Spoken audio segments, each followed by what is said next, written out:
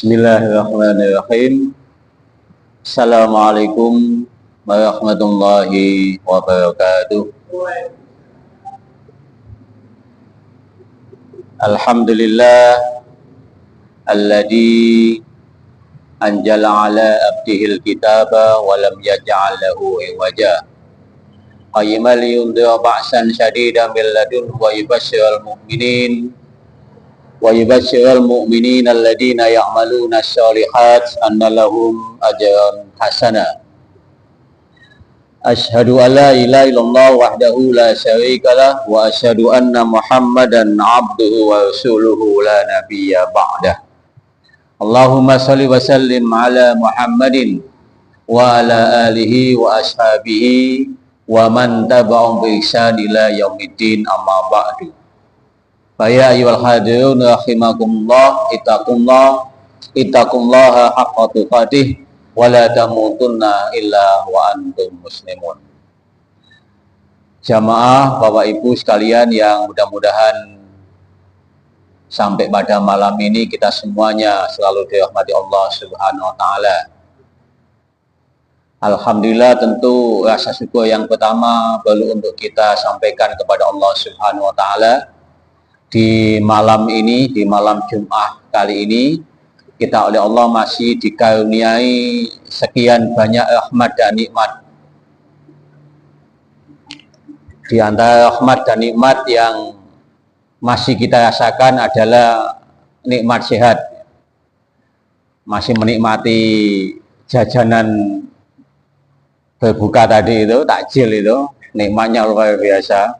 Itu kalau sakit tidak enak Pak Tes ya. Pahit ya. Ketan dibalut dengan kolak itu luar biasa. Kalau sehat itu menjadi sesuatu yang luar biasa. Dan alhamdulillah kita masih diberikan kesehatan oleh Allah Subhanahu wa taala. Maka manfaatkanlah saat kita masih sehat ini sebelum nanti kita diberikan sakit oleh Allah Subhanahu wa taala. Wasihataka qabla saqamik, kata Nabi. Maka manfaatkanlah saat kita diberikan nikmat sehat ini untuk disyukuri, dan dalam bentuk kesyukuran itu adalah yang menghadiri majelis taklim, memperbanyak ilmu, silaturahmi dan lain sebagainya. Kita juga malam ini masih diberikan kesempatan.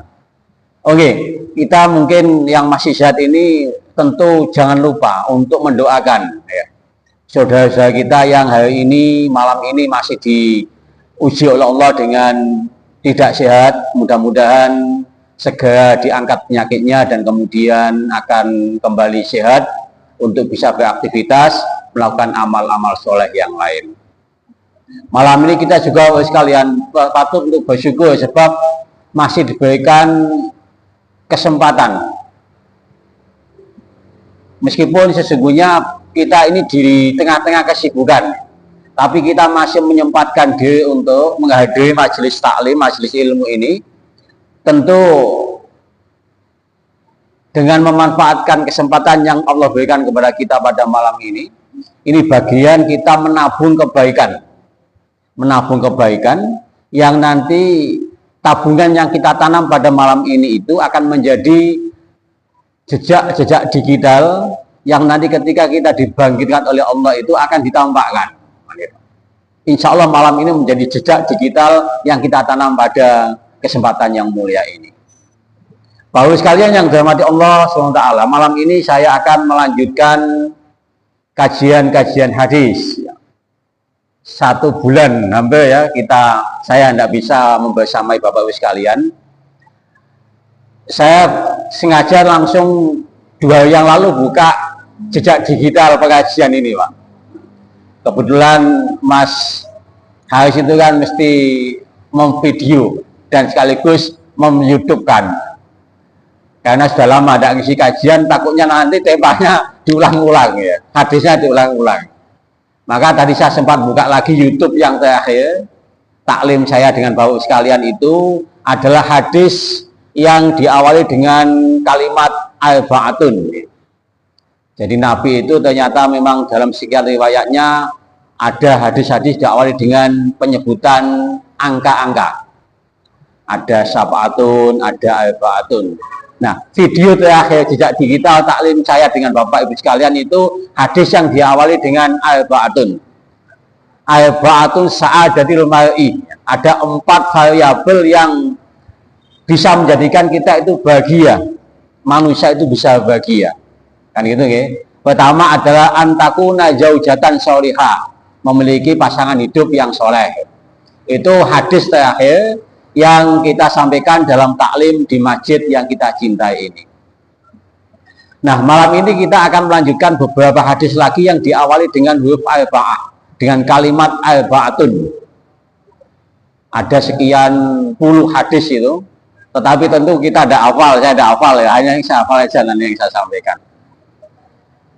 4 hal atau 4 golongan atau 4 variabel yang nanti kita bisa jelaskan tentang hal-hal yang dalam hadis Nabi itu diriwayatkan dalam jalur sanad yang sahih. Yang pertama, Bapak sekalian, Rasulullah SAW itu ngendikan bersabda begini, arba'atun yubghiduhumullahu ta'ala. Ada 4 orang atau 4 kelompok itu yang dalam kehidupan di dunia itu Allah cenderung untuk mencelanya, tidak suka. Yubghiduhumullahu ta'ala. Allah itu jenis lah, kalau bahasa kita di jenis. Artinya kalau perbuatan itu dilakukan oleh orang-orang itu, maka orang itu mesti punya sifat yang dicela oleh Allah. Apa itu? Yang pertama adalah al-bayya'ul halaf. Allah itu benci atau jenis dengan penjual yang banyak bersumpah. Ada enggak Pak ya? Penjual kemudian ya manis ya, ada kecut ya. Ini istimewa. Sumpah ini istimewa. Itu Allah sangat benci, dicela oleh Allah. Tercela manusia itu. Al-bayya'ul halaf. Memang dalam dunia perniagaan jual beli itu memang menjadi mentalitas penjual itu kan, kalau kulaan itu minta timbangannya dilebihkan ya, tapi kalau jualan mesti cenderung mentalnya ngurangi kan itu. Coba jenengan baca di surat apa itu Mutaffifin itu ya. Celakalah orang-orang yang berlaku tidak fair play. Wailul lil mutaffifin. Siapakah orang yang tidak fair play dalam hal niaga itu? Alladzina idaktalu 'alan nasi yastauhun, yaitu ketika membeli itu cenderung minta dilebihkan timbangannya. Wa idza kaluhum aw wajanuhum yukhsirun, tapi saat menjual ya kepada orang lain itu cenderung punya mental mengurangi. Nah, itu Allah mengancam wailun, celakalah lil mutaffifin, orang yang curang dalam jual beli. Memang gitu asik ya. Nek kulaan jaluk timbangane sing abot ya. Begitu gedol ya. Main timbangan mau diapakan gitu ya. Pokoknya beli jual 1 kilo tidak sampai 1 kilo. Itu wailun sekali, celaka. Neraka wel ya bangnya itu. Tempatnya itu di neraka wel. Lil mutaffifin, bagi orang yang profesinya itu di perniagaan tetapi berlaku tidak fair play. Maka di hadis tadi itu Allah menjelaskan melalui sabdanya Nabi, yubghiduhumullahu ta'ala, Allah itu mencelah bagi orang-orang yang pertama adalah al-bayya'ul halaf, penjual yang banyak sumpah. Apalagi kalau sudah menjual sesuatu di backup sama combe ya. Yuk tahu. Itu mentalitas mutafifinya sangat kelihatan ya, tidak fair play. Naudzubillah min dzalik. Jadi al-bayya'ul halaf, penjual yang banyak bersumpah. Disinggung di Al-Qur'an, karakteristik penjual itu adalah penjual yang punya mental tidak jujur atau curang, wailul lil mutaffifin. Sifatnya di ayat kedua, alladzina idaktalu 'alan nasi yastauhun, saat pulaan minta timbangannya dipenuhi, wa idakaluhum awajanuhum yuksirun, ketika menjual punya mentalitas mengurangi timbangan. Nah itu mutaffifin, orang yang tidak fair play. Itu dicelah oleh Allah dalam hadis Nabi tadi, al-bayya'ul halal. Yang kedua, singkat-singkat saja Pak Cik, ya nanti hadis berikutnya kumpalan. Yang kedua adalah al-fakil muhtal. Allah itu tidak suka atau benci jenis dengan orang fakir tapi sombong. Ada tidak Pak Cik? Wis gak duwe gaya ya, wetuwek. Itu Allah tak seneng ya. Wong sugih sombong itu Allah juga gak seneng ya. Pantes ya. Allah pantes sih. Sugih sombong itu memang bawaan. Kaya takabur itu memang mentalitasnya begitu.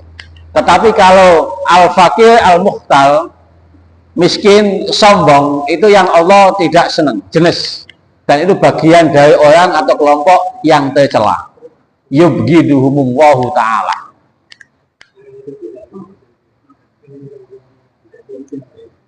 Kadang kan banyak Pak, atau mantan orang sugih ya. Kemudian yang namanya double putaran, pernah di atas kemudian ke bawah, lupa kalau dia sedang di bawah. Jadi sombongnya waktu masih di atas itu lari ya, di bawah pasti waktu dia itu miskin. Mungkin kita punya teman salah satu yang karakternya begitu. Saya punya Pak, hari ini tuh dia memang betul-betul jatuh di titik nadir. Beliau dulu pernah menjabat posisi strategis dalam salah satu lembaga eksaminatif ya. Tapi sombongnya masih belum bilang. Saya bilang ente ini al-fakir al-muhtal ya. Orang miskin yang sombong itu yubghiduhumullah. Allah sangat mencela dengan model semacam itu. Yang ketiga, tadi kan al-ba'dun, ada 4 orang yang dibenci Allah itu, yang dicela. Yang ketiga adalah as-syaikhu zani. Orang tua, wis tuwek Pak, tapi masih suka zina. Masih suka berbuat mesum. Masih suka daun muda. Ada enggak Pak Cik? Ya jelas bukan jamaah di hadis ini ya.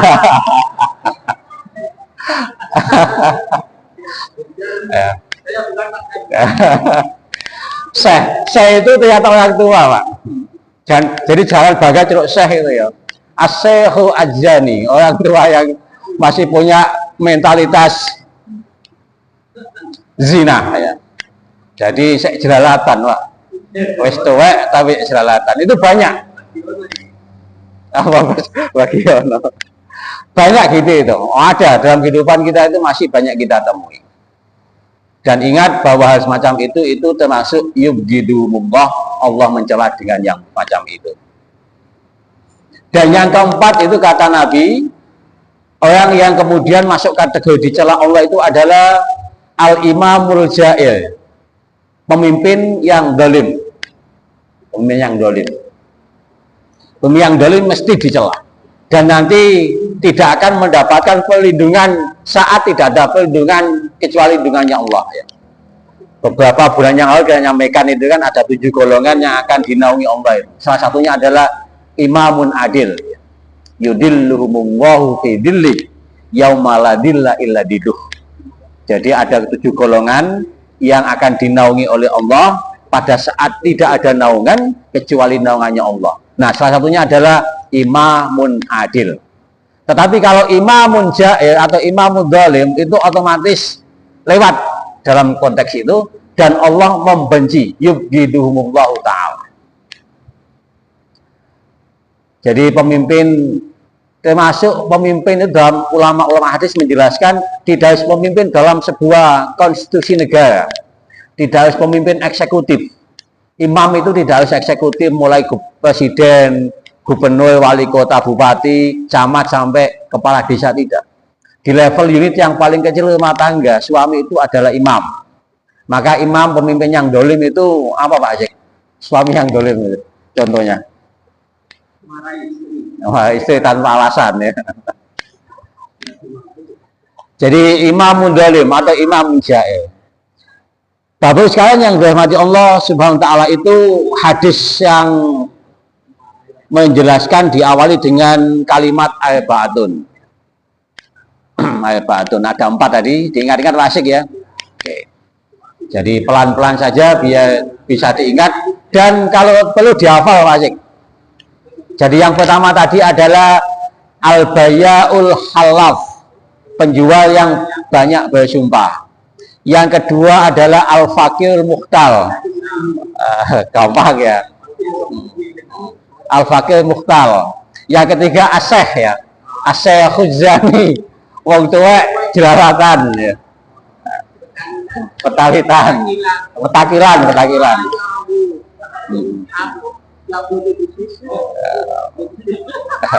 Ya, punya sapote di sebelah hitam ya. Banyak gitu itu ya, banyak.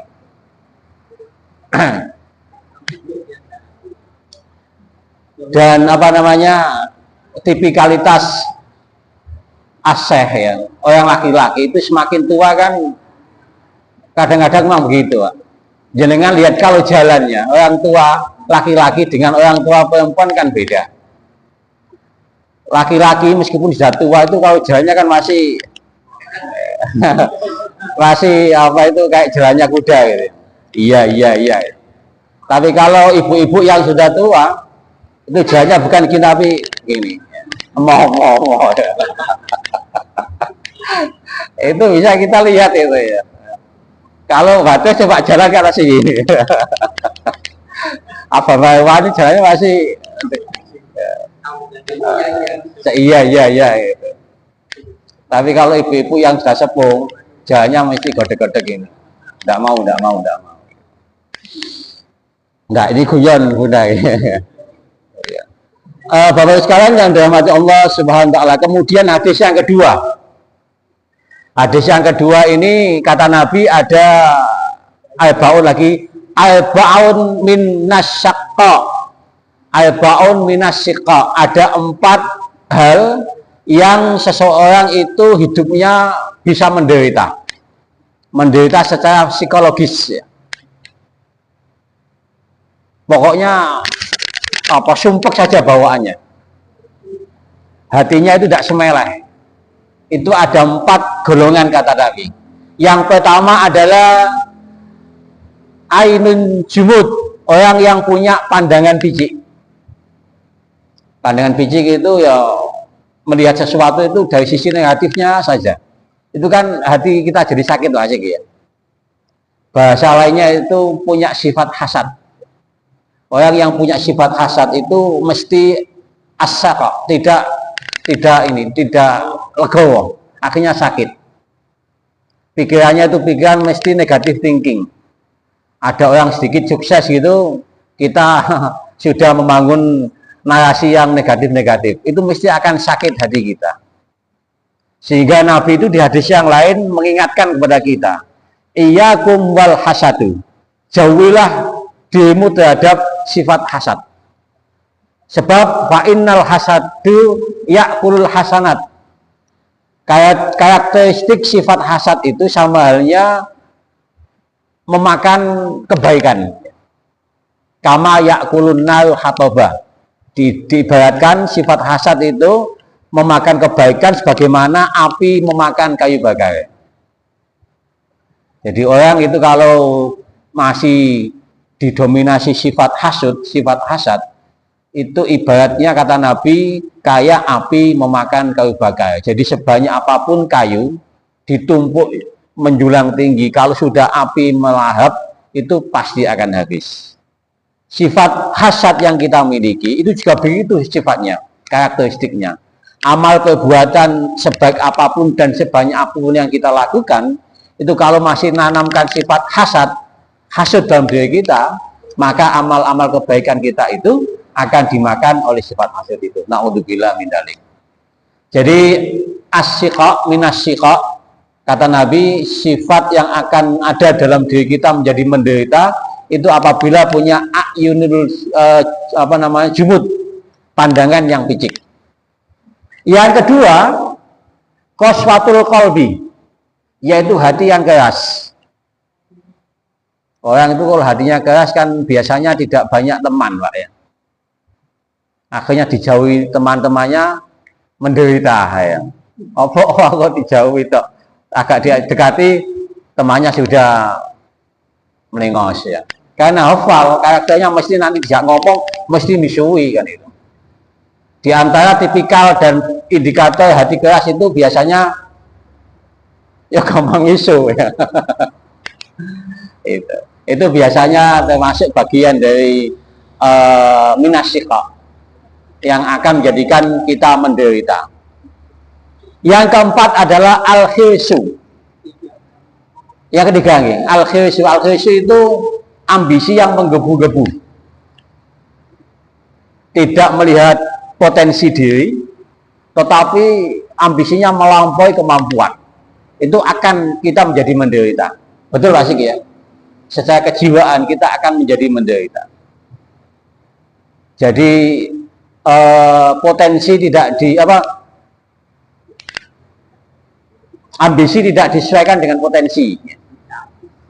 Jadi ambisi tidak dilihat disesuaikan dengan potensi yang ada. Maka kata Nabi itu akan menjadi bagian dari minasyikha. Akan hati kita menjadi tersakiti atau menderita. Bayana.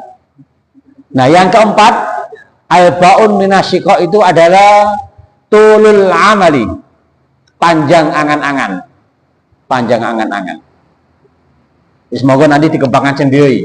Contoh panjang angan-angan itu bagaimana? Apa panjangnya sampai 1 kilometer apa gimana? Ya jelas panjang angan itu bagian dari yang kalau kita tidak bisa memenuhi angan-angan itu, kita akan menjadi menderita. Gampang menimbulkan penyakit. Gampang menimbulkan penyakit. Bapak Ibu sekalian yang dirahmati Allah Subhanahu wa taala, itu hadis yang kedua. Sudah berapa menit Pak Cik? Masih lama ya. Ya. 15 menit lagi. Ini hadisnya agak panjang ya, ketika caikannya agak panjang. Rasulullah Muhammad SAW itu juga dalam satu kesempatan pernah menyampaikan hadisnya kepada sahabat begini. Al-ba'atun yajri alaihim ujurahum ba'dal maut. Ada 4 golongan yang selalu mengalir kepadanya pahalanya mereka itu meskipun sudah meninggal dunia. Saya ulangi lagi, al-ba'atun yajri alaihim ujurahum ba'dal maut. Jadi ada 4 golongan, ada 4 kelompok yang meskipun itu sudah meninggal, pahalanya terus mengalir kepadanya. Mungkin jenengan sudah pernah hafal hadis, diantaranya adalah idza matabnul adam ingqata amalu ila min salas, itu ya, sedekah jariyah, kemudian ilmu yang berguna, anak yang soleh. Itu nanti bagiannya ada di 4 itu. Kata Nabi yang pertama adalah man mata murobiton fi sabilillah, yaitu orang yang meninggal saat berjuang di jalan Allah. Mungkin Bapak Ibu pernah mendengar istilah ribat ya. Ribat itu orang yang berjuang, berjihad di jalan Allah. Orangnya namanya murabit. Ada istilah jihad, ada istilah ribat. Ribat itu bagian dari jihad. Ada satu hadis begini, nanti mungkin Bapak Ibu sekalian ketika diskusi atau ditanya tentang apa itu ribat, memang sekian banyak ulama masih terjadi perdebatan. Ribat itu ada yang diartikan berjuang dengan mengangkat senjata. Sehingga ada salah satu hadis yang derajat kesahihannya masih dipertanyakan, bahwa afdhalul ribat fi askolan, sebaik-baik jihad atau ribat itu di jalur Gaza, di Palestina hari ini, yang sedang dikoyok-koyok sama Israel itu. Maka afdhalul ribat, sebaik-baik kita berjihad, melakukan ribat itu adalah di wilayah jalur Gaza. Tetapi ada satu hadis riwayat sahih, itu Nabi pernah menyampaikan ke sahabat begini, hei sahabat-sahabatku, maukah aku kasih satu petunjuk di mana Allah itu akan menghapus dosa-dosa kalian dan mengangkat derajat kalian. Ala adullukum ala ma yamhullahu bihil khotoya wa yarfa'u bihid darajat.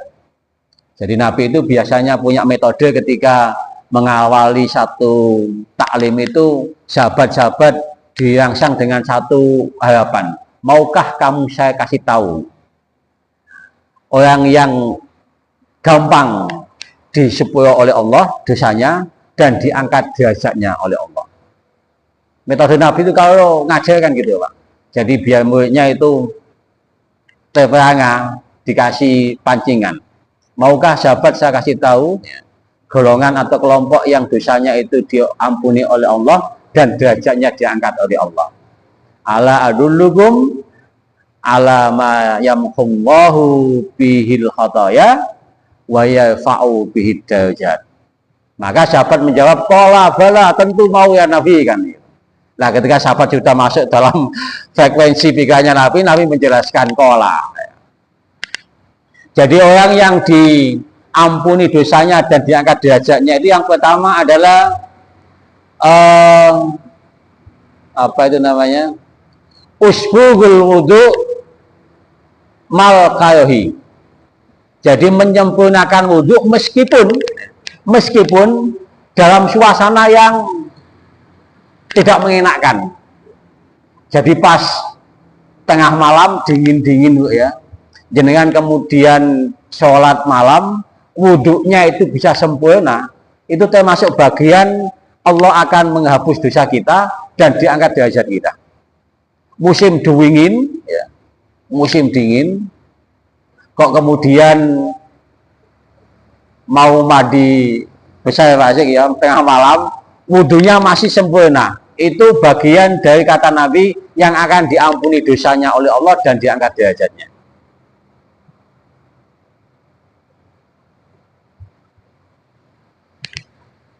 Yang kedua kata Nabi, wa kasratul khuta ilal masjid.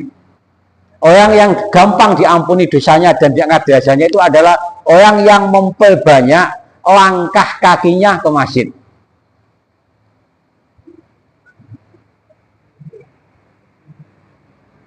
Bagaimana kalau jauh? Yo, maksudnya kalau berkendaraan itu kalau bisa parkirnya jangan dekat-dekat dengan masjid. Tetap usahakan agak jauh ya, di pojok sana, pojok sana. Jadi masa ada kesempatan memperbanyak langkah menuju ke masjid. Fakasratul khuta ilal masjid. Karena di riwayat yang lain itu orang itu kalau berangkat menuju ke masjid, setiap satu langkah itu kan satu dosa kita dihapuskan. Dosa kita dihapus, pahala kita naik.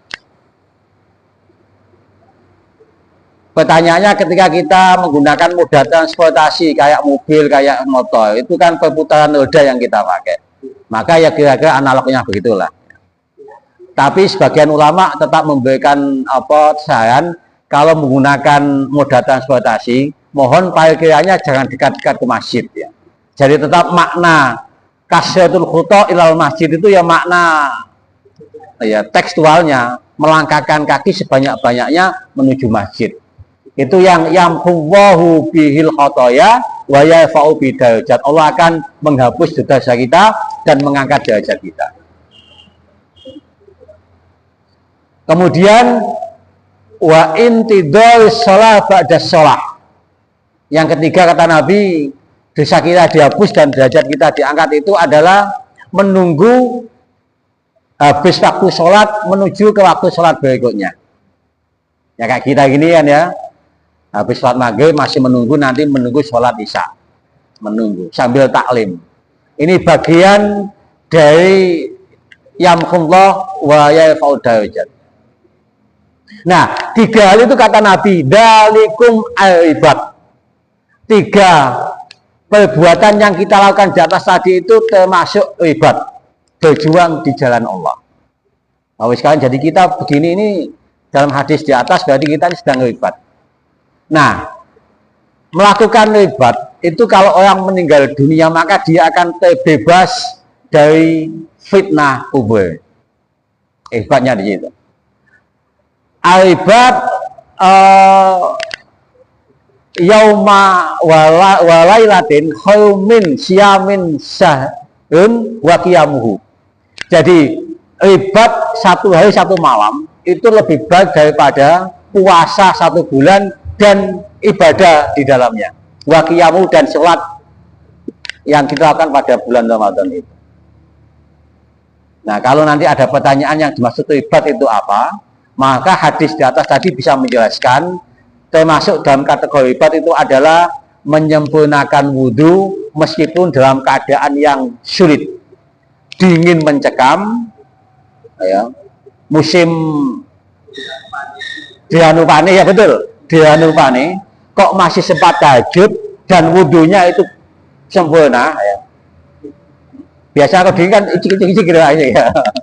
Dianupane itu kalau kita wudhu, kok wudhu ada ya wudhu langsung sholat saking dinginnya, ya. Pas dingin masih usbugul wudhu, maka itu termasuk ibad. Fakasratul khuta ilal masjid, memperbanyak langkah menuju ke masjid untuk sholat jamaah, itu termasuk ibad. Intidai sholat pada sholat, menunggu waktu sholat satu dengan sholat yang lain, termasuk ibad. Maka ketika kita meninggal dalam konteks ibad itu, maka tadi itu yajri alaihim ujurahum ba'dal maut, pahala kita terus mengalir meskipun kita telah meninggal dunia.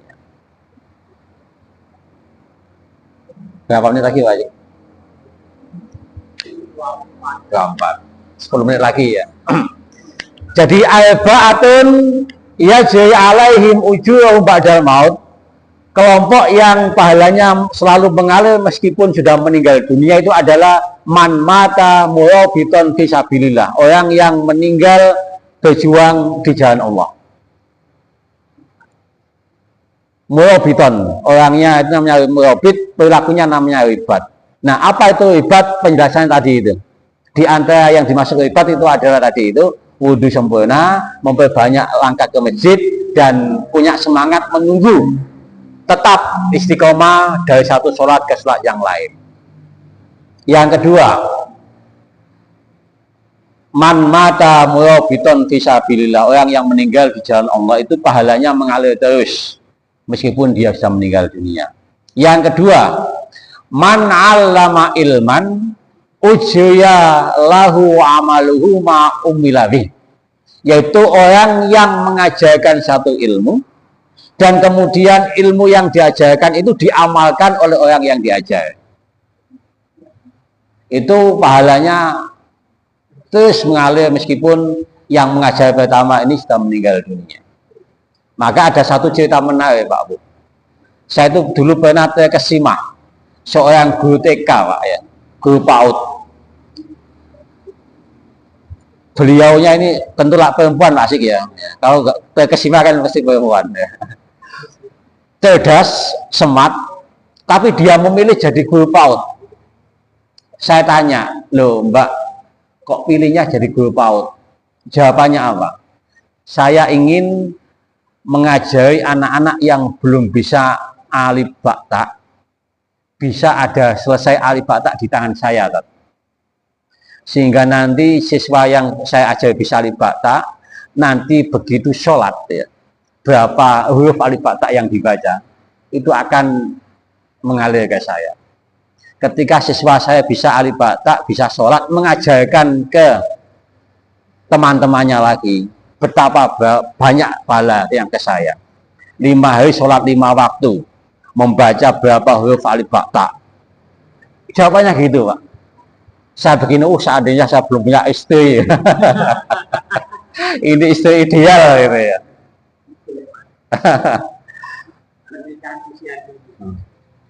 Jadi makanya Nabi itu memberikan rambu-rambu kalau mencari istri itu fatwa bidati din, pilihlah yang mantap agamanya, maka akibat yada kamu akan beruntung. Nah, salah satu melihat bagus agamanya tadi itu, dia itu mau hanya ngajar anak PAUD, anak TK, karena semangatnya dialah orang pertama yang bisa mengajar huruf Arab. Ketika anak itu sudah bisa sholat, maka 5 kali dia sholat akan membaca huruf Arab. Maka man allama ilman tadi itu ya. Kemudian ujya lahu amaluhu ma umila bih. Pahalanya akan selalu mengalir terhadap orang yang diajar ilmunya itu. Luar biasa. Jadi mudah-mudahan kayak saya ini meskipun ilmunya tidak seberapa ditangkap, tapi kan semangatnya ditangkap ya. Makanya di antara profesi yang mulia itu memang jadi ustadz atau jadi guru. Ngajar TPQ, ngajar di masjid. Guru itu kalau sudah di level SMP, SMA, terutama guru agama itu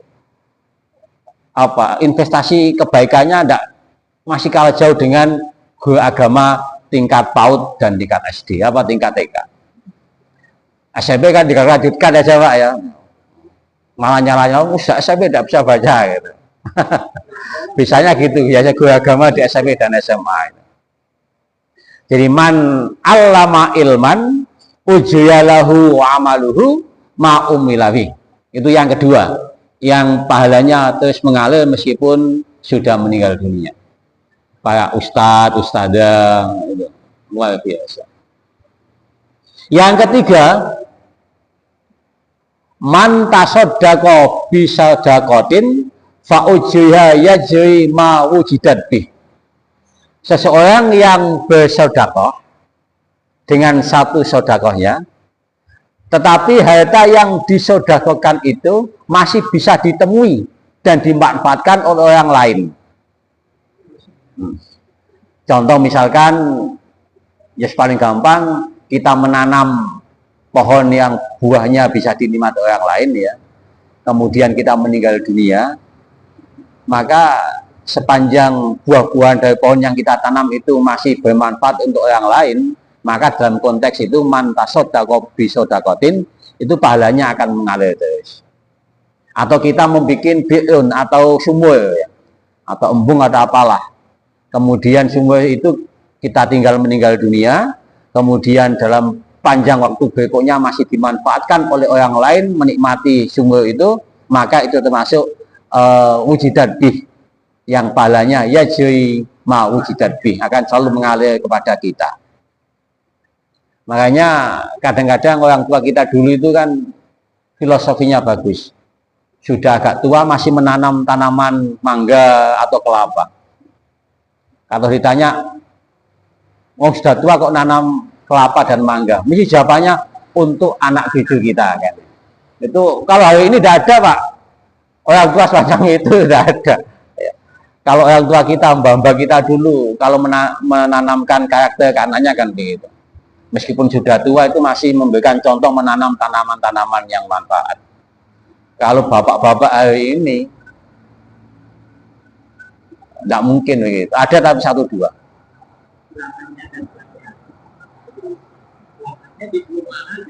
Apalagi di perumahan ya. Ya, di perumahan itu jarang sudah orang tua yang punya filosofi berpikir kayak mbak-mbak kita dulu itu.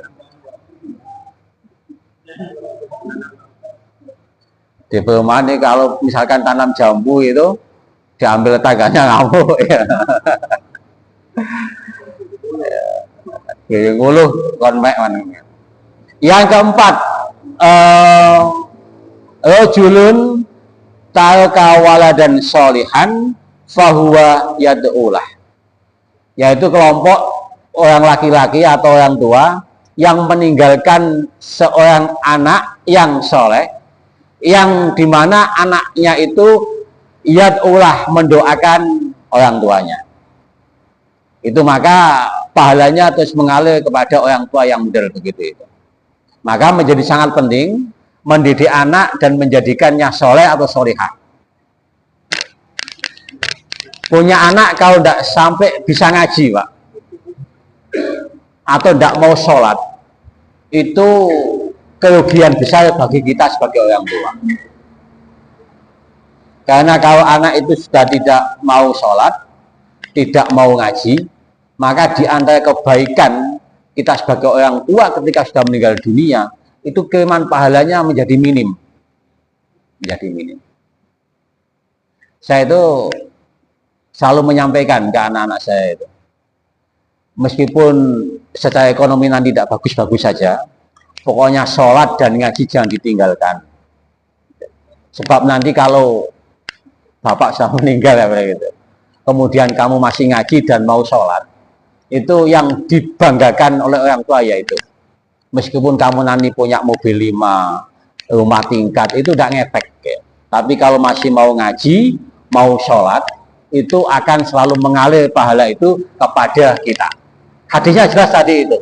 Rajulun taraka waladan sholihan fahuwa yadullah. Ini jelas hadisnya. Makanya saya di tengah-tengah Bapak Ibu sekalian kemudian bisa memberikan taklim begini ini, di antara sekian bayangan saya kan ingat orang tua saya. Oh, mesti orang tua saya ini senyum-senyum, saya bilang gitu. Di kuburannya ketika melihat anaknya bisa taklim, bisa ngaji bersama-sama, bisa jadi imam, itu Masya Allah, orang tua kita senyum-senyum. Tapi kemudian orang tua kita meninggal dunia, anak-anaknya gawinnya dugem saja, waduh Masya Allah, itu kasihan orang tua kita. Maka beruntunglah kita yang punya anak soleh, punya anak solihah, masih mau ngaji, mau sholat, syukur-syukur bisa jadi imam, kemudian bisa memberikan taklim.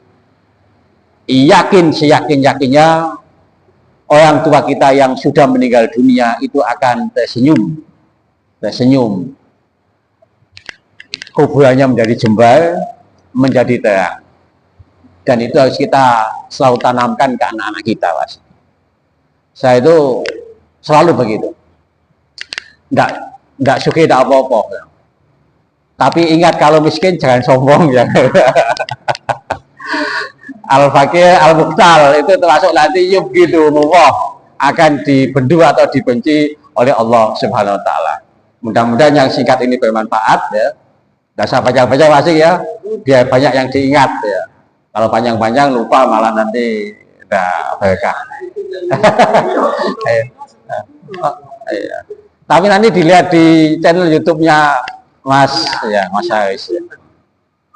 Mohon maaf ngaji saya ya begini ini sambil nyantai, sambil guyon-guyon, saya mesti menyebut nama-nama, maaf Pak Asik ya, sebagai lakon ya. Ya, sebagai lakon. Mudah-mudahan apa yang kita sampaikan singkat di malam ini bermanfaat, bisa kita amalkan, kemudian kita akan diselamatkan oleh Allah SWT dan masuk ke dalam surganya bersama-sama. Aku qouli hada, wassalamualaikum warahmatullahi wabarakatuh.